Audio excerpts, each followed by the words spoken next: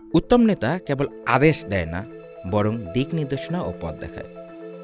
তিনি সামনে হাঁটেন, তাতে পিছনের লোকেরা সাহস পায়। তিনি শোনেন, বোঝেন, তারপর সিদ্ধান্ত নেন।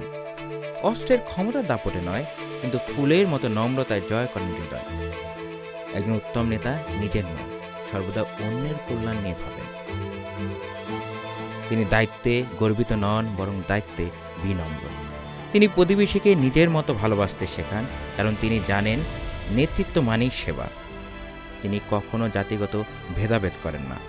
কেউ বিপদে পড়লে তিনি উদ্ধার করেন। এবং তিনি জানেন যে যত বড়, মাবুদের চোখে সে তত বেশি দায়িত্ববান। ঈসা মসীহই সে সর্বকালের শ্রেষ্ঠ নেতা, কারণ তিনি বলেছেন, তোমাদের মধ্যে যে বড় হতে চায় সে তোমাদের দাস হোক। এই উদাহরণ থেকেই বোঝা যায় ঈসা মসীহ হলেন সকল নেতাদের শ্রেষ্ঠ নেতা।